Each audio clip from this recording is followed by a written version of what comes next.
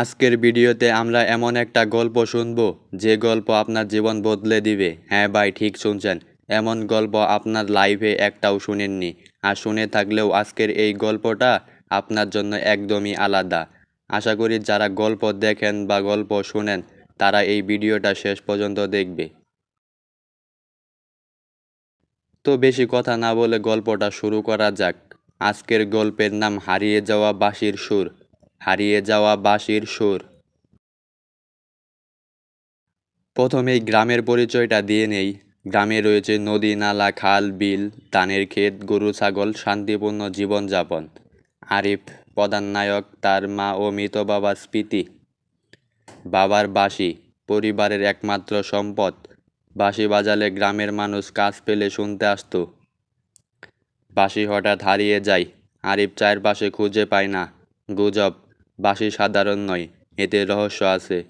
কেউ বলে চুরে নিয়েছে, কেউ বলে নদীর জলে ভেসে গিয়েছে। গ্রামের কিছু কিছু মানুষ বাঁশিকে নিয়ে বই বেঁধে শুরু করলো।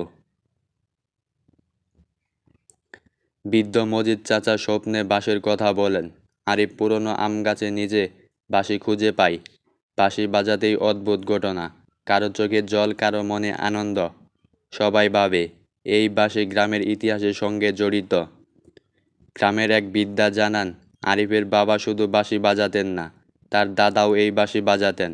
কথিত আছে ব্রিটিশ আমলে বাঁশির সুরে মানুষ আনন্দে জেগে উঠত। এই বাঁশি গ্রামকে একত্রিত করে।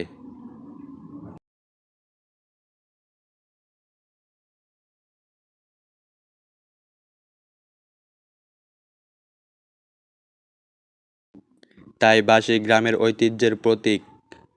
গ্রামের জমি নিয়ে বড় জরগা শুরু হয়, দুপক্ষের মারামারি পর্যন্ত চলে যায়।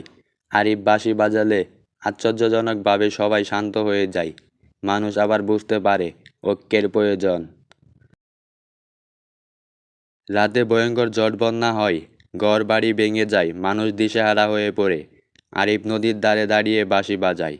সুর শুনে মানুষ ভীত না হয়ে একে অপরকে বাঁচাতে সাহায্য করে। বাঁশির সুর যেন সাহস জাগায়। ঝড় শেষে গ্রাম নতুনভাবে গড়ে ওঠে। সবাই মিলে মসজিদ, মন্দির, স্কুল বানায়। মানুষ বলে এই বাঁশি আমাদের আশীর্বাদ। আরিফ গ্রামের নেতা হয়ে ওঠে।